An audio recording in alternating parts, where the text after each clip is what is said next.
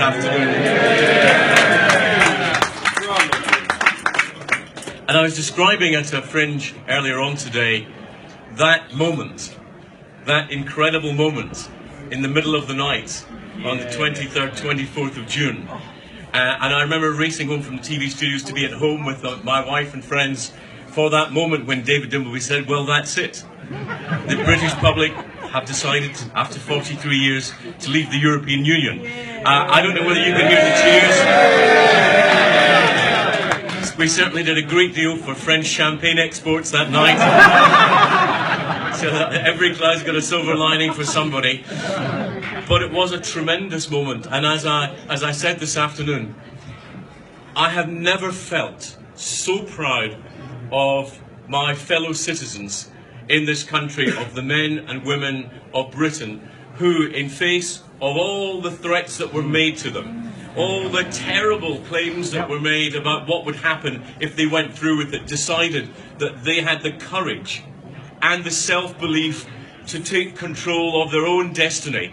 And what a tremendous thing it was that we've done to prove that we still believe in our own country.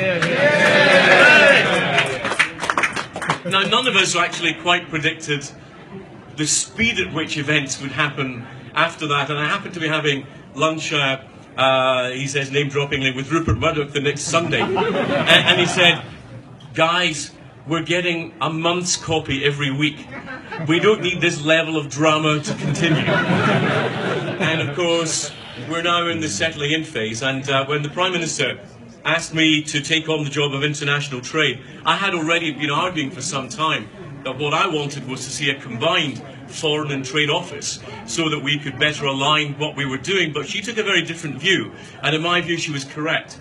Because her view was that the view of the world from foreign policy and the view of the world from trade policy are not the same. When you look at the map of the world from a political point of view, you see capital cities with countries wrapped around them. When you look at the world from the point of view of trade, you see a GDP map, which is a very different prospect. And when I was in Los Angeles a couple of weeks ago, I was pointing out that the GDP of the Los Angeles greater metropolitan area is bigger than Saudi Arabia. So to talk about the United States as a market is ridiculous. It's about 10 of the world's biggest markets that happen to fall within one geographical boundary. So we have to start to see how we organise ourselves in terms of trade differently, which is why we've been beginning to move around our people in our department from their various posts abroad. Never quite could understand why we had to have a big trade mission in Moscow when we ourselves have trade sanctions against Moscow. And that didn't seem to be entirely on the nose, that one. So we've been moving around, and we've been announced that we're opening 3 new offices in the States, in San Diego, in Minneapolis and Raleigh-Durham, not necessarily political centres, but they are trading centres. And the Department for Trade is not the same as the Foreign Office. It's going to have very different functions. Now, the Prime Minister has asked us to carry out 3 different roles in our department. First of all, looking at British exports of goods and services and trying to get those numbers up, because our numbers aren't that great. If you look at what Britain does in terms of GDP as a share and trade as a share of that, only 57% of our economic activity is trade. In Germany, that's 86%. If you look at exports as a share of GDP, it's 20%.